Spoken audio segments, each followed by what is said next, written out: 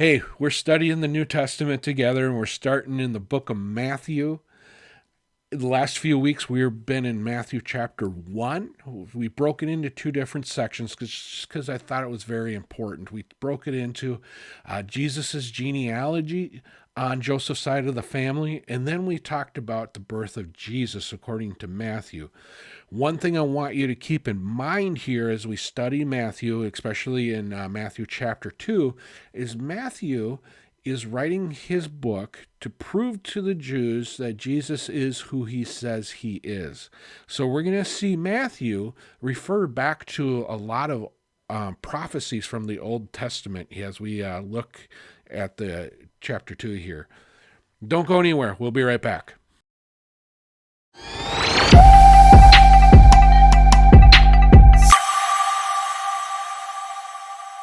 Here, we're going to read chapter 2 together, and then we're going to go through it verse by verse and talk about some things in here, okay? So, Matthew chapter 2, verse 1. After Jesus was born in Bethlehem in Judea, during the time of King Herod, Magi from the east came to Jerusalem and asked, "Where is the one who has been born King of the Jews? We saw his star when it rose and have come to worship him." Verse 3. When Herod heard this, he was disturbed, and all of Jerusalem with him.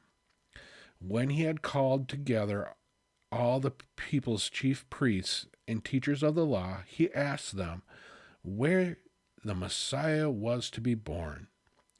"In Bethlehem, in Judea," they replied, "for this is what the prophet has written. But you, Bethlehem, in the land of Judea, are by no means least among the rulers of Judea, for out of you will come a ruler who will shepherd my people Israel." Verse 7. Herod called the Magi secretly and found out from them the exact time the star had appeared. And he sent them to Bethlehem and said, "Go, search carefully for the child, and as soon as you find him, report to me, so that I too may go and worship him." Verse 9. After they had heard the king, they went on their way, and the star that they had seen when it rose went ahead of them until it stopped over the place where the child was. When they saw the star, they were overjoyed. Verse 11. On coming to the house, they saw the child with his mother, Mary, and they bowed down and worshipped him. Then they opened their treasures and presented him with gifts of gold, frankincense, and myrrh. And having been warned in a dream not to go back to Herod, they returned to their country by another route. Verse 13. When they had gone, an angel of the Lord appeared to Joseph in a dream. "Get up," he said, "take the child and his mother and escape to Egypt. Stay there until I tell you, for Herod is going to search for the child and kill him." Verse 14.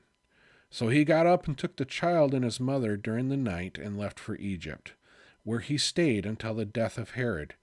And so was fulfilled what the Lord had said through the prophet, "Out of Egypt I have called my son."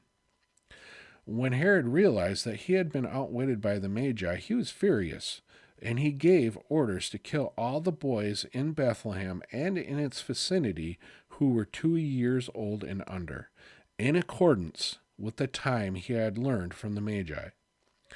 Then what was said through the prophet Jeremiah was fulfilled.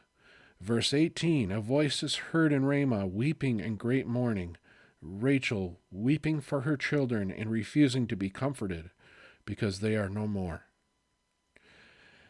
After Herod died, an angel of the Lord appeared in a dream to Joseph in Egypt and said, "Get up, take the child and his mother, and go to the land of Israel, for those who are trying to take the child's life are dead." Verse 21. So he got up and took the child and his mother and went to the land of Israel. But when he had heard that Archelaus was reigning in Judea in place of his father Herod, he was afraid to go there. Having been warned in a dream, he withdrew to the district of Galilee, and he went and lived in a town called Nazareth, So was fulfilled what was said through the prophets, that he would be called a Nazarene. All right, so we know that Jesus is born in Bethlehem, but what's the significance of Bethlehem? If we go back and we look at Matthew chapter 1, we read that Jesus is part of the lineage of King David. Well, King David, Bethlehem was his ancestry home. So Jesus was born in King David's home. Pretty cool. If we go back in Micah chapter 5 and we read verse 2, we'll see that this was prophesied by Micah. So let's go ahead. Let's turn back there to Micah. I think I went too far. Hosea, Joel, Amos, Micah. We passed it. Okay, so we're going to look at Micah chapter 5 verse 2. And this is what it says. But you, Bethlehem, and I'm not going to try to pronounce that next word there, though you are small among the clans of Judea, out of you will come from me one who will be ruler over Israel, whose origins are from of old, from ancient times. Talking about Jesus. So this was prophesied in Micah. All right. Back to Matthew chapter 2. And we're going to start reading here. We're going to talk about the Magi and who the Magi were. So let's just start reading here. We're going to start in verse 1. After Jesus was born in Bethlehem in Judea during the time of King Herod, Magi from the east came to Jerusalem and asked, "Where is the one who has been born King of the Jews? We saw his star when it rose, and we came to worship him." So you might be asking, what are Magi?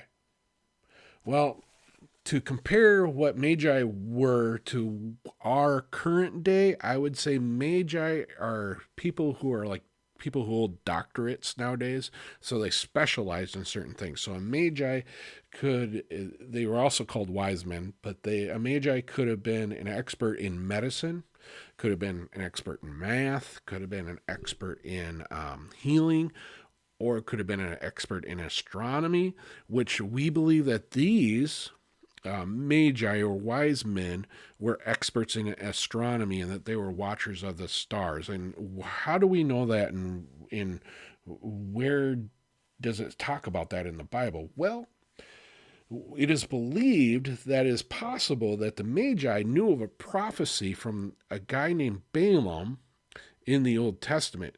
Now, Balaam was a seer, so he wasn't necessarily a man of God, because we know that Balaam was paid to see things, but he foresaw Jesus being born in the Old Testament. So we're going to go ahead and turn there, and that's going to be in Numbers chapter 24, verse 17. And we're going to read that because it's going to talk about how Balaam foresees Jesus. Numbers 24, verse 17. Here we go. And this is Balaam talking, okay? "I see him, but not now. I behold him, but not near. A star will come out of Jacob. A scepter will rise out of Israel." So Balaam connects the birth of Jesus with a star, and the Magi are following the star, okay? All right, so let's read on here to verse 7. We're going to start in verse 3 and go down to verse 9, okay? "When Herod heard this, he was disturbed, and all of Jerusalem with him. When he had called together all the chief priests and teachers of the law, he asked them where the Messiah was to be born. "In Bethlehem, in Judea," they replied, "for this is what the prophet has written. But you, Bethlehem, in the land of Judea, are by no means least among the rulers of Judea, for out of you will come a ruler who will shepherd my people Israel." Then Herod called the Magi secretly and found out from them the exact time the star had appeared. And then he sent them to Bethlehem and said, "Go search carefully for the child, and as soon as you find him, report to me, so that I may go and worship him." I don't think Herod was really wanting to go and worship Jesus, do you? I know Herod was threatened by this person that they're saying has been born and he's going to be a king. He's going to be taking over my kingdom. I don't think so. And as we know and we read through the Bible, Satan has tried several times to stop God's perfect plan of sending Jesus here to die for our sins. Devil's tried to stop it so many times, and he's never been successful, and he'll never be successful. Just keep reading the Word of God, and you'll find that out. But anyways, okay, so we know that Herod here, he's summoning the Magi to get information about the coming king, right? All right, so let's read verse 9 and 10 here. We're going to read 9 and 10, and then we'll stop after 10 and talk a little bit about that. After they had heard the king, they went on their way, and the star they had seen when it rose went ahead of them until it stopped over the place where the child was, and they saw the star. They were overjoyed. Okay. A star stops. When you look up into the night sky at night, stars are always moving, right? Because not only is the universe or the galaxy moving, because we know that it spins, but the earth is spinning too. So stars don't stop. They're always constantly moving. So when they saw that the star stopped, they knew that the prophecy that they were following was being fulfilled. And they knew that this was a supernatural event that occurred. So they were overjoyed because they had found what they were looking for. Now, we're going to read verse 11 here. And verse 11 is going to flip something upside down for you here. Because if we go back and we think about the Christmas story, right?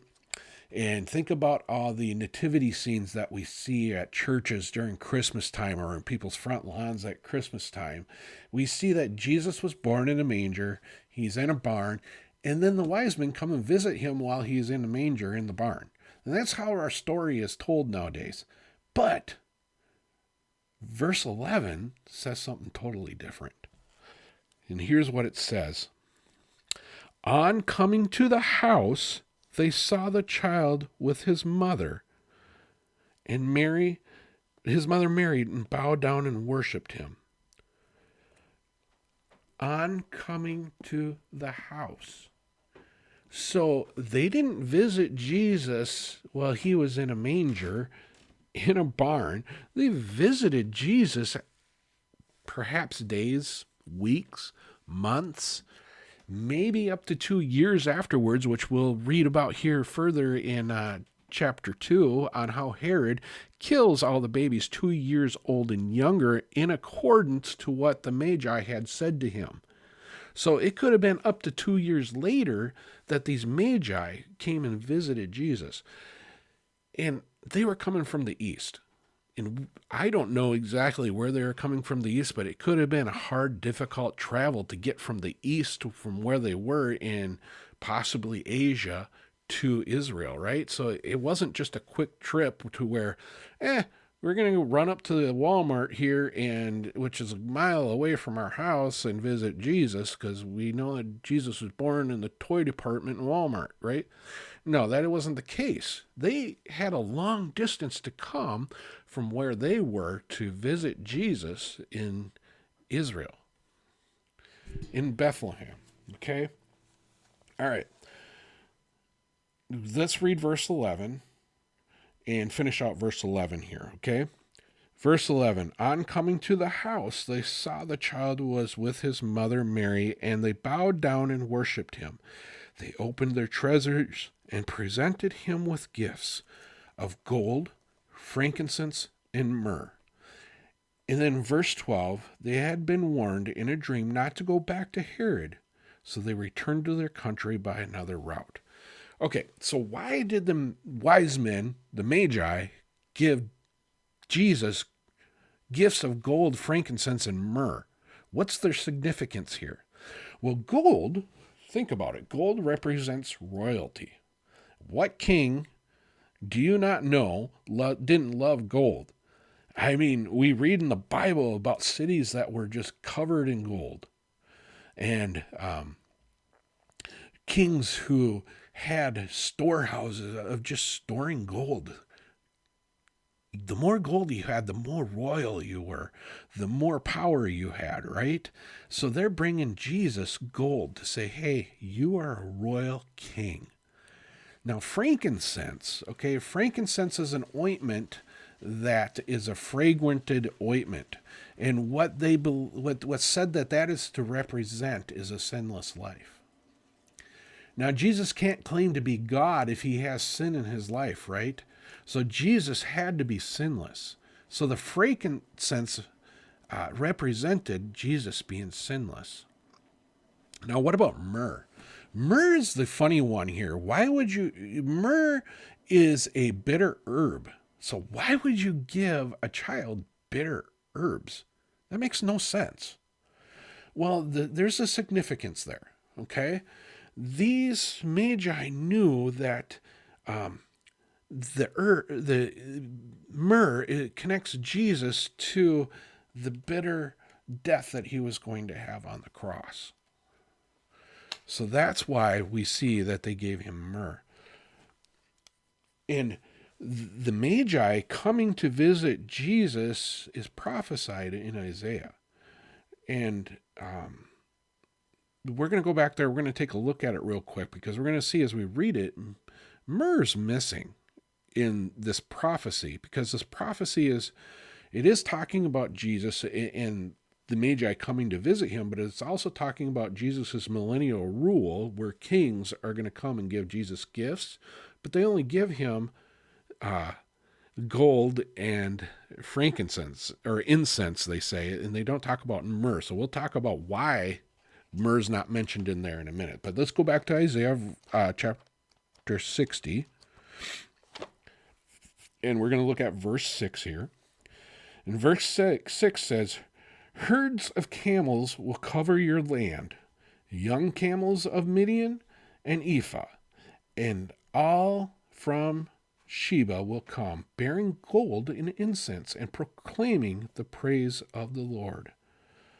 Okay, so why was myrrh left out of here and not spoken about?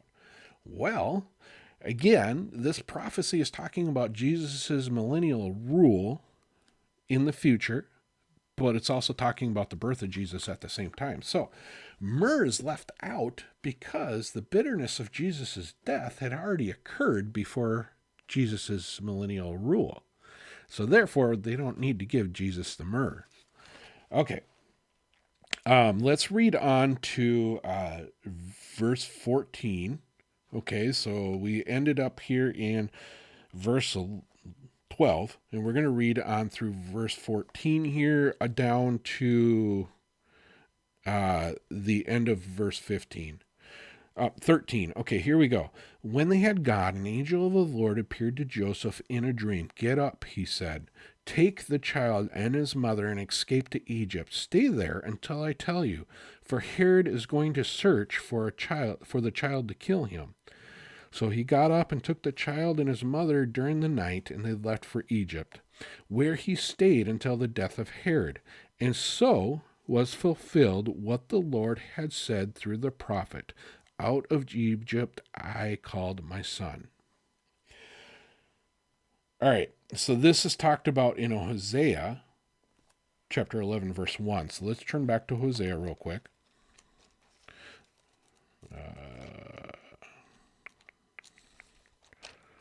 There's Amos. Hosea chapter 11, verse 1. Then when Israel was a child, I loved him, and out of Egypt I called my son. Matthew is taking this statement and he's applying it to Jesus through the inspiration of the Holy Spirit. So he's saying, Jesus is now in Israel, and out of Egypt I have called my son. So that's where this is coming from, why Matthew states this prophecy in the book of Matthew. Now remember, Matthew is writing his book to the Jews because he wants to prove to the Jews that Jesus is who he says he is. So he uses a lot of Old Testament in the book of Matthew to show them that, hey, the things that were spoken about Jesus in the Old Testament are now coming true through the book of Matthew, okay? So, we're going to read down to, we left off here at verse 14. We're going to read verse 16 here. And I think we're going to go through all the way down to verse 18, okay? When Herod realized that he had been outwitted by the Magi, he was furious, and he gave orders to kill all the boys in Bethlehem and in its vicinity who were 2 years old and under, in accordance with the time he had learned from the Magi. So let's stop there for a minute. So we know that the Magi came and visited Jesus in a house, right? For here, what we're looking at here, it could have been up to 2 years later after Jesus was born that they had actually visited Jesus. So they didn't visit Jesus when he was born and he was laying in a manger. They came afterwards. All right, verse 17. Then what was said through the prophet Jeremiah was fulfilled. A voice is heard in Ramah, weeping in great mourning, Rachel weeping for her children and refusing to be comforted, because they are no more. Well, Rachel is the symbolic mother of Israel, okay? Because she's married to Jacob, and we know that Israel came out from Jacob and Rachel. But let's go back and read what Jeremiah said here in Jeremiah 31, verse 15.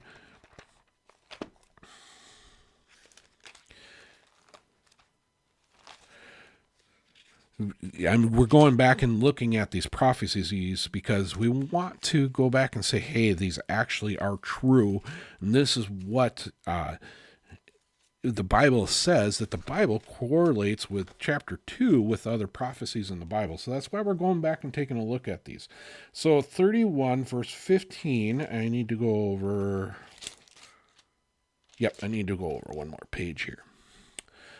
Verse 15, a voice is heard in Ramah, mourning and great weeping, Rachel weeping for her children and refusing to be comforted because they are no more. So, Matthew takes this statement made by Jeremiah and says that this is fulfilled through the death of all the boys in and around Bethlehem. So he's saying that this is fulfilled. This is another way that he's saying, hey, Jesus is who he says he is. Okay? All right, so verse 19, after Herod had died, an angel of the Lord appeared in a dream to Joseph in Egypt. Verse 20, and said, get up, take the child and his mother, and go to the land of Israel, for those who were trying to take the child's life are dead. So he got up, took the child and his mother, verse 21, and went to the land of Israel. But when he had heard that Archelaus was reigning in Judea, or in the place of his father, he was afraid to go there. Having been warned in a dream, he withdrew to the district of Galilee, and he went and lived in a town called Nazareth. So was fulfilled what was said through the prophets, that he would be called a Nazarene. So why is Joseph afraid to go back to Israel when Archelaus is ruling here, right? Well, from what I saw when I was studying chapter 2 here and learned, is Archelaus was not a good man. He was just as evil as Herod was. And it was known that he once gathered 3,000 people together and killed them just because he didn't like them. Talk about pure evil. So no wonder why Joseph didn't want to go back. And so, but Jesus at the same time here, there's another prophecy that's being fulfilled. They end up in Galilee and they live in a place called Nazareth. Now, Nazareth, okay, being considered coming from Nazareth or being in a place of Nazareth was kind of a derogatory thing. And we can turn over to John chapter 1, and we're going to read verses 45 and 46. We might start a little bit earlier than that, just to give you a reference, because we got some people that are talking here, and there's a statement that's made, okay? All right, so let's go ahead and start in verse 44. Philip, like Andrew and Peter, was from the town of Bethesda. Philip found Nathanael and told him, "We have found the one Moses wrote about in the law, and about whom the prophets also wrote, Jesus of Nazareth, the son of Joseph." Now Nathanael replies, "Nazareth?" with an exclamation point. "Can anything good come from there?" It says Nathanael. And then Philip says, "Come and see." So it's a derogatory remark, right? Well, why is Matthew saying that this is a fulfilled prophecy? Well, he talks about, hey, prophets, and we don't know which prophets he's referring to here, because it sounds like he's referring to more than one. It said that he would be called a Nazarene. So he could have been talking about the prophets over here in the Old Testament, that more than one of them said that he would be a Nazarene. We don't know, because he doesn't give us a reference of what prophets he's talking about, so we don't really know what prophets, but he does say that it was fulfilled that he would be called a Nazarene, right? And we know that being called a Nazarene is a derogatory remark. So what is Matthew saying here? He's saying that Jesus is going to be rejected. And as we see today, Jesus is still being rejected. I mean, if Jesus was walking the earth right now, they would have tried to cancel him with the cancel culture, because people hate Jesus. They hate who he is. They hate who he represents. And it's pure evil. It's the devil that hates Jesus. Okay? But well, let's go back here. Let's talk about this, because Isaiah 53:3 kind of reveals that he'll be despised, and he's going to be rejected by people. And so we're going to go over here to Isaiah 53:3. Okay, let me take a quick look at this. Isaiah 53:3 reads this: "He was despised and rejected by mankind, a man of suffering and familiar with pain, like one from whom people hide their faces. He was despised, and we held him in low esteem." Yeah. Jesus is despised, and he's held in low esteem, and we've all done it. But the cool thing here is, we need to go back to Isaiah 7 here too, because we're going to read the other side of that. Jesus is going to be rejected, but Jesus is also going to be called Emmanuel, God with us. And that's why Jesus came, because Jesus came to be with us, to show us the way, to help us carry us through the bad times and the hard times. So Isaiah chapter 7, verse 14, it says this: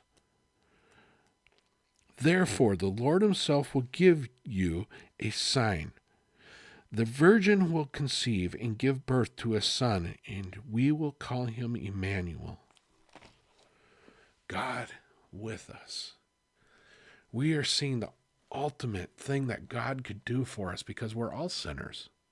We all fallen short of the glory of God. Every one of us is broken. Every one of us is a sinner. It doesn't matter who you are. We are sinners, but Jesus came to give us the gift of life, because as sinners, we have no right to be in God's presence, because God is sinless. But Jesus comes to take care of that. He comes to bridge that gap. He comes to say, you know what? I'm taking your sin upon myself so that you can be part of God's family. I love you guys. Have a great week. Next week, we're going to start diving into Matthew chapter 3, and I can't wait. See you later.